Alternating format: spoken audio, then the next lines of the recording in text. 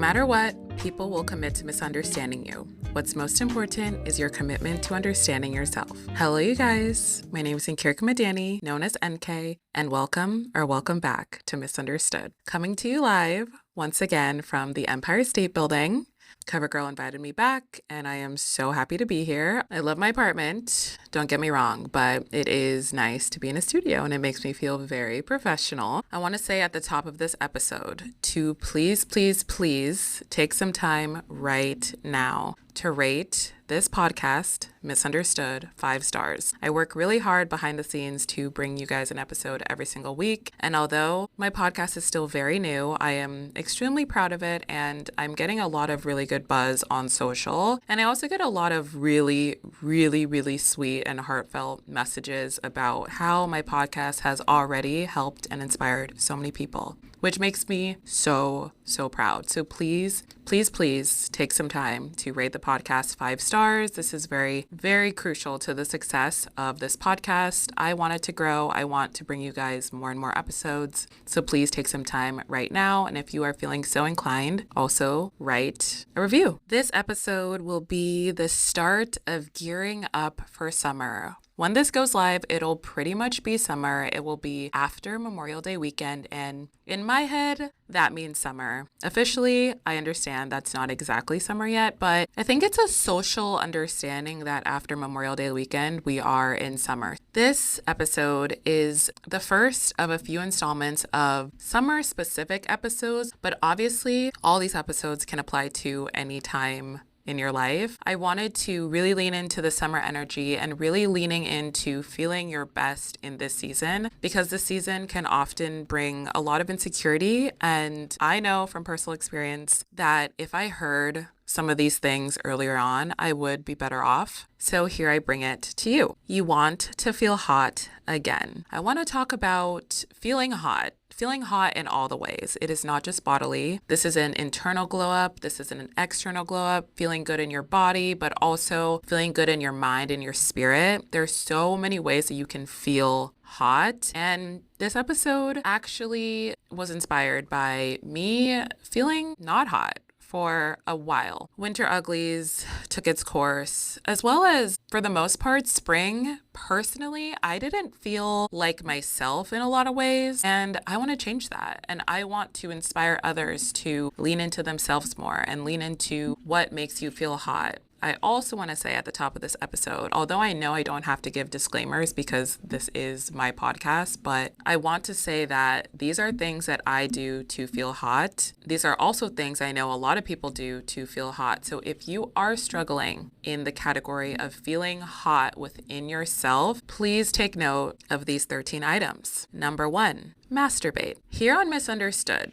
we will be talking about a lot of different parts of life. I actually want to cover all parts of life in this podcast. I really don't want to hold much back. I also want to say things within reason. And masturbating is healthy. It's healthy for your body. It's important to connect with your sensual side, with your feminine side. And growing up, I was told to abandon it. I was told to not lean into my desires. I was told that I was not being womanly if I liked sex, if I liked feeling an orgasm, which is stupid. And no one should be telling anyone this. We have autonomy over our bodies, and we get to choose what we want to do with them. I will always preach, be safe, have fun. If you want to go hook up with someone, by all means, go off, sister. But I also really want to stress here that getting that fix and getting that itch scratch does not have to be in the hands of the opposite sex or whoever you are attracted to. We can take that autonomy. We can take that role for ourselves to please ourselves. And pleasing ourselves is important. I've stressed a lot on this podcast that there is such a misunderstanding around putting yourself first and making sure that you're taken care of. A lot of people think that is selfish. A lot of people think that you need to be selfless to be a good person. And I think that's bullshit. Here on this podcast, we will be always asserting and talking about how important and how critical it is for us to feel good within ourselves. And for me, masturbating is great. I also am trying to masturbate more often. Right now, it's not even once a week, which I think it should be at least once a week. I feel like I'm holding back personally. I am someone who is a really sensual person, but that part of me is masked a lot. But I also want to say that not everyone deserves to see that side of me. I withhold that side of me for the people who deserve to see it, as I believe you should too. This is just my advice. You can do whatever you want, but I think there's something really special and really pure and really beautiful about keeping that part of yourself only for the people who deserve to see it. And this act of masturbating is a solo activity for the most part. You spend time with yourself, you get yourself in the mood, you enter a world that you are heightening your desires, and it feels good. It feels great. The release is amazing. A lot of people often forget that masturbating, sex, that is on the Maslow's hierarchy of needs. Our bodies were made to get off, to have that pleasure, just like we need to eat, just like we need to sleep. Yes, it is scientifically backed. Don't let anyone tell you that you are being inappropriate in any way. You deserve to feel good within your body. And I find when I masturbate, I feel this release. Your body literally gives off chemicals after you orgasm. And I feel happier. I'm smiling. I literally just feel this whole body release in the best damn way. A little story. I was gifted my first vibrator, my first and only vibrator, when I was 25 years old. This was at my 25th birthday dinner party back in San Francisco, where I used to live. There was a group of, I think, 10 girls at the table, and a few of my friends who were at that table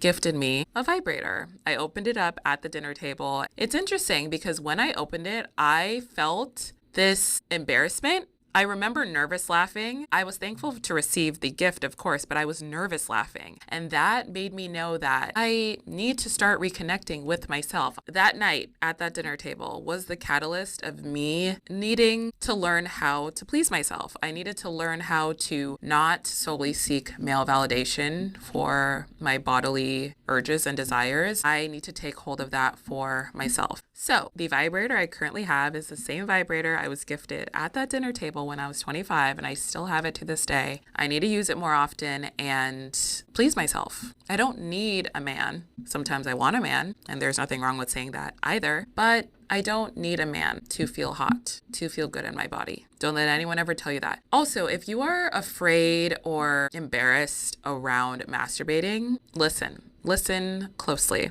There's unfortunately so much of a negative stigma on the internet, in society, about needing to please ourselves and feeling silly and feeling uncomfortable when it is your body. You should know it better than anyone else. You should know the places that, quote, take you there, get you off, make you feel good. And I've spent a lot of time studying my own body, figuring out what really gets me there, figuring out positions and figuring out places to touch that really enhance my experience. That's so important, to literally just take some time, go sit by yourself in your home, in your room, whatever, and figure it out. It will take time. It's nothing to be ashamed of. It's very empowering, and it will make you feel hot. I promise. Number 2, lipstick theory. So I love lipstick. I say this all the time on my YouTube vlogs. If you're new here, I have a YouTube channel. Go subscribe. I love lipstick. I fell in love with lipstick at a very young age. I think I was in high school when I first tried on makeup, but specifically out of all the parts of makeup, lipstick makes me feel really beautiful. I have really big lips. There was a time that I was really embarrassed by them, which honestly, looking back, it's so silly that I was, because people pay thousands of dollars to get lip fillers and lip injections when I was born like this. And normalizing the beauty that I have always had in my adulthood is really freeing and really special. So I capitalize on the features of myself that I love and that make me beautiful, like my lips. There was a point in time where I didn't know what type of colors looked good on me. That is definitely such a battle, especially as a dark-skinned woman. I was really scared of wearing bright colors because I didn't want to stand out more than I already did. But after years of going to Sephora and after years of speaking with so many different makeup artists over the years, I learned that bright colors look good on me and I should wear them more. And I shouldn't be afraid of standing out because I was meant to stand out because I'm special in all of the best ways. Wearing lipstick is powerful. Think about even in a work setting, when you wear a bold lip, you feel powerful. You probably get more attention on you as well, but it's not about the external attention. It's about you stepping into a room and feeling powerful, feeling sure of yourself, feeling confident, and feeling hot. I'm still personally trying to get behind the bold red lip, but I realize that with lipstick comes lip liner. I have never worn lipstick without lip liner. Lip liner is really important to me and it wraps up the look. You need lip liner. So when I say the lipstick theory, I personally tie lipstick to feeling powerful. Your lips are one of the focal points of your face. When you talk, people look at your mouth, and that's where your lips are. If you're listening to this and if you don't like makeup, that's okay. You can wear lip balm. You can wear so many other things on your lips as a substitute.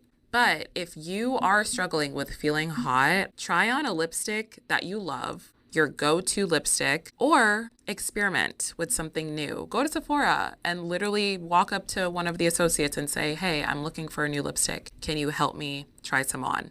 They are more than happy to help. And that's what I love about Sephora. I've always loved that about Sephora. They will spend a lot of time with you, walk you around the store for you to get it right. And I'm just using Sephora as an example because that's where I buy all my makeup, but you can literally do this anywhere you go buy makeup. Order some, try them out in the comfort of your own home. If you don't like them, return them. Number 3, go out and actively flirt. This is a fun one. This one just makes you get outside of your own head and literally get out into the world and actively practice socializing with people. I've been doing this recently with one of my friends here in New York where we go out with the objective of talking to a group of guys. And we've been successful every single time. And we've gone out almost every week in 2025 so far. It is so fun to just go out, be with the girls, and go flirt. Flirting can lead to a lot of things. 1, don't limit yourself with flirting, but 2, understand that just because you're going out and flirting does not mean you are marrying this person. It does not mean that you need to even see them ever again, but being able to walk into a room, walk up to somebody or have them walk up to you, hold a conversation, have some light banter. It's fun. It's very, very fun, and it reinstills confidence. That's the most important part here. We want to reinstill our confidence in being able to talk with guys that we think are attractive, talk with people who we think are attractive. It's such a self-esteem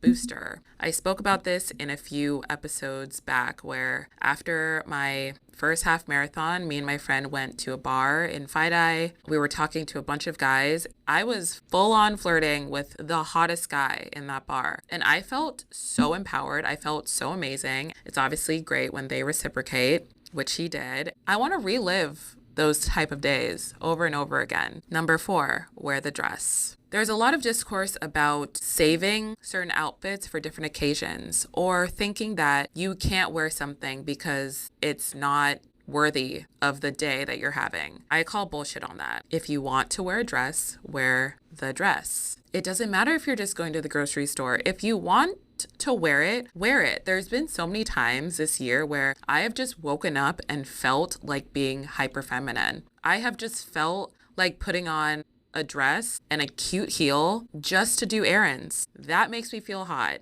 Also, I get a lot of compliments from a lot of strangers when I do that. Again, it's never about the external validation. It is just about being able to stand within yourself and feel good in what you're doing. And yes, look good, feel good. I do believe that. I do believe when you look good, you feel good. And why I say dress in specific is because we are in summer, basically, and don't feel afraid to show some skin. Don't feel afraid to wear something flirty, wear something a little risque. Do it.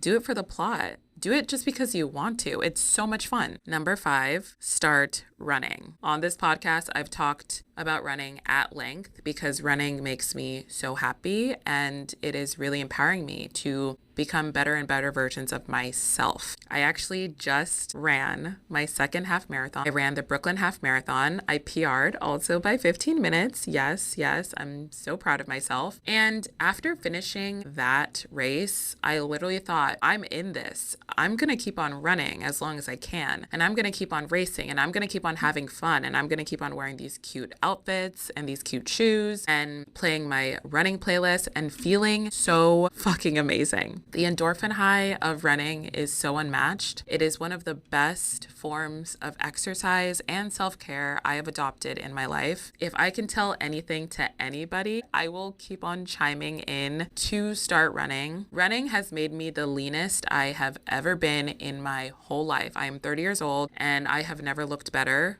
And there's picture proof. There's evidence to what I'm saying. Running has just made me look so beautiful, so womanly. I have an athletic build, but I have a butt and I have a waist. And my lower half definitely has a defined figure. With running, this act has just leaned out my body. It's literally just taken so much fat off of my body. So my figure is showing more and more now than it ever has. And we love that. The body is tea. And we love to hear it. We love to see it just in time for summer. Perfect. If you're thinking about starting running, I always say start easy. Just try to run a mile. It's okay to stop. It's okay to take breaks. I try to normalize that all the time. I've talked about this at length on my TikTok with my running vlogs. I take breaks sometimes because you need to listen to your body. First off, don't just start running and hurt yourself because you see other people running. That's your first mistake. Do not do that. Run at your pace, take it slow, and you will naturally build up. Because literally in December of 2024, I started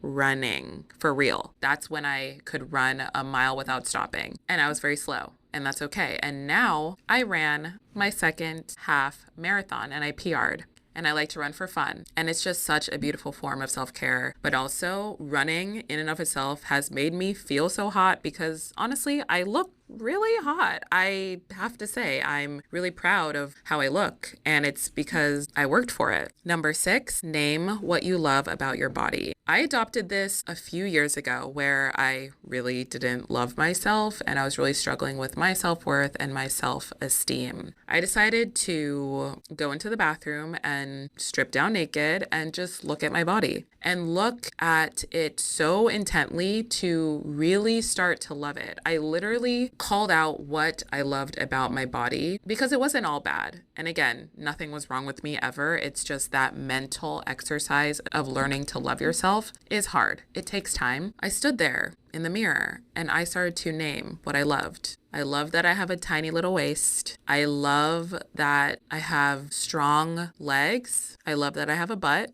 And I love so many other things about myself, which I have grown over time because I have actively told myself that I am beautiful. I have actively told myself that I look good. An alternative you can do for this, if you don't feel comfortable doing this on your own, is an affirmation wall. Similar concept, you take some Post-it notes, you write down what you love about your body, and you put them on your bathroom mirror or wherever you go look at in the morning so that you are reminding yourself every single day what you love about yourself. And that will make you feel hot. Number 7, body shimmer. I adopted body shimmer last summer, summer 2024. That elevated everything about the summer and how I looked in my clothes. Body shimmer, you could buy literally anywhere. I buy mine on Amazon. It's on my LTK. I put it on my legs. I put it on my arms. I put it on my stomach. I put it on wherever skin is showing. And let me tell you, when you're in the glowy summer light, in sunset lighting, you are a goddess. You are a vision. So many people have told me over the course of a year that my skin looks fantastic. And that's because I take care of my skin, but also in large part because I wear body shimmer when it's warm and when I'm going out. It's an accessory in and of itself. Please try it. Number 8, go on a 3-hour girl dinner. Yes, this is very specific. 3 hours. We're starting at 5 p.m. We're starting with some drinks. get a round of drinks, and you're going with the girls who you feel really good around. These are girls that you know really well because remember, we're spending 3 hours with them. So you better like them. We're starting at 5 p.m. We are getting a round of drinks. You can do mocktails, you can do cocktails. It doesn't matter. We're having cute drinks. We're chatting. We're talking about life. We're catching up. We're taking photos at dinner. Okay. Someone bring their G7X. Someone bring a digital camera. If you don't have either, just use flash on your iPhone. But we are taking photos of each other, solos, at this dinner table. Then we're doing appetizers. We're sharing. We're getting all these yummy, amazing appetizers. Then we're getting our entrees. In between all that, we are getting another round of drinks. And if we're feeling really fun, maybe we'll take a shot. Maybe something light like a limoncello shot, a green tea shot. Doesn't have to be a tequila shot, but if that's your prerogative, I love that for you. And with all that, we are basically hitting the 8 p.m. mark. This is where the night can go either way. We're feeling really good now. We are feeling amazing. I didn't even say this at the top of this whole thing. We're dressing up. This is a dinner where we are dressing up. Wear whatever you want, but we're dressing up because we are feeling ourselves. Remember, we're taking photos. We have our makeup done. We have our hair done. We are feeling ourselves. So now by 8 p.m., we're feeling amazing. We could either all go home because we already had a great 3 hours together. We caught up, we took pics, we ate a yummy meal, and we're feeling good. We're feeling a little tipsy. The vibes are great. Or we can go out and dance. Literally, it can go both ways. I've done both. I love a good dinner to dancing pipeline. Number 9, wear your hair differently. Personally, I've been going through a journey with my hair, with how I want it to be styled, but I realized that it doesn't really matter how it's styled at that moment because I can always change it. We can always change our minds. Let's normalize changing our minds whenever we want to. But especially in 2025, I have already gone through 3 different hairstyles. I've been wearing my hair natural for the majority of this year so far. Then I experimented with wearing a wig for a month. And now I have a sew-in. And who knows what's next? Will I braid my hair? Will I do a silk press? I don't know, but wearing my hair differently in the past month has just made me feel like a baddie. I personally love long hair. Yes, I wish my natural hair was super long, but it's not. But that's okay because that's why these hairstyles exist, to try them out, to experiment. That's what life is about. Try a different hairstyle. What I love is going on Pinterest and just looking up hairstyles based on my skin tone. So niche, but then you can really start to envision what a hairstyle will look like on you based on how you look. That's why Pinterest is literally the best ever. Make a Pinterest board, have fun with it, research your stylists, places you want to go, hair salons, and just have fun with it. If you want bangs, get bangs. If you want extensions, go get extensions. If you want to dye your hair, dye your hair. Because it's all about feeling hot. And something about changing your hair. Hair is actually such a big part of how you look. So change it up. Be fun. Be flirty. Number 10, have a full-on spa day. So we're talking about at-home maintenance specifically because yes, not everybody can go to a salon and not everybody can go have a full spa day. So I'm trying to make this accessible for everyone. I love doing my at-home spa days, which include a face mask. We're doing a hair mask. We're doing an everything shower, which consists of dry brushing, exfoliation, shaving, rose oil. We're shaving our bikini line. We're doing everything for a spa day to make ourselves bodily feel fantastic. After you have one of those days where you're doing a full-on maintenance day, you're doing a full-on body care day, you're like, oh, I am hot. I am hot. I look fantastic. You feel amazing. It's one of the biggest forms of self-care, and I completely stand by it. Number 11, self-discipline. So this one is getting into more of a mental hotness. The biggest thing that has elevated my life from 2021 till now is self-discipline. I started a business. I moved to New York by myself. I live alone in New York City. All of that comes back to self-discipline, doing the things I say I'm going to do, standing 10 toes down, making sure shit gets done, and being unapologetic about what I want is all self-discipline. Self-discipline is nurtured over time. It's tough at first. 2021 version of me was a lost, confused soul, but I locked in on myself, which required me to lock out a lot of people who were not aligned with me, which required to make some really hard sacrifices for the greater good and for the longevity of my life. Self-discipline is the single most important thing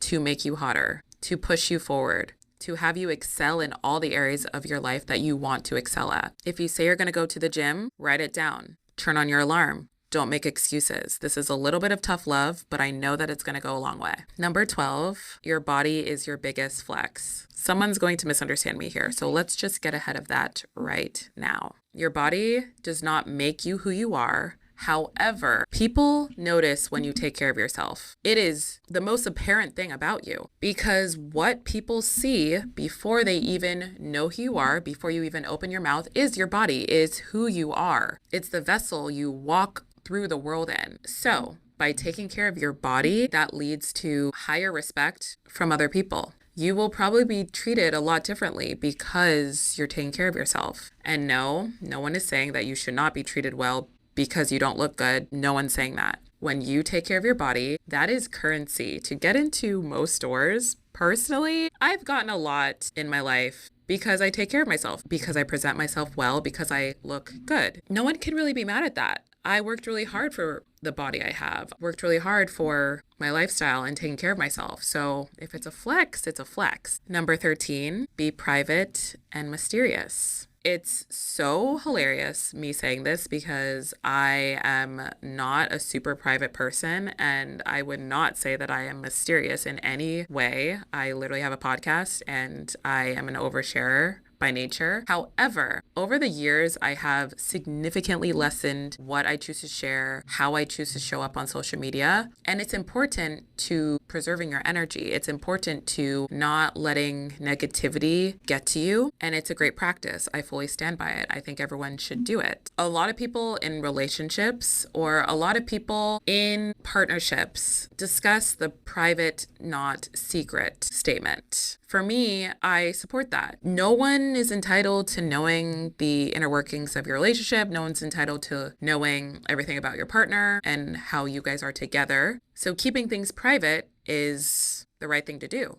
But the problem is when it feels like you are hiding your person, when it feels like they are a, quote, secret. That is the true difference between private and secret. So here, I'm emphasizing being private and being mysterious is hot. It gives you more lore, and lore makes you hot. You cannot refute me on that. When you have levels to you that most people don't know, and you're casually in conversation with someone and they're like, wait, what? You're so cool, because there's more to unpack about you. There's more that people don't know about who you are. Keep it that way. Keep the mystery alive and stay hot. Overall, it is important to feel good within yourself. Do not ever let anybody dictate how you feel when it comes to feeling hot. Because feeling hot looks like so many different ways, but I just wanted to give you guys some of my top tips to feeling hot. Take this through into the summer, literally all year round. Practice this every single day because you are hot, so start acting like it. And with that, thank you so much for listening to another episode of Misunderstood. Please remember to rate the podcast 5 stars and follow it on Spotify and Apple. Join our Geneva group chat. It is linked in the description of this podcast episode. Hang out with me on my other socials, TikTok, Pinterest, YouTube, and Instagram at nkmadani, and I will talk to you guys in my next one.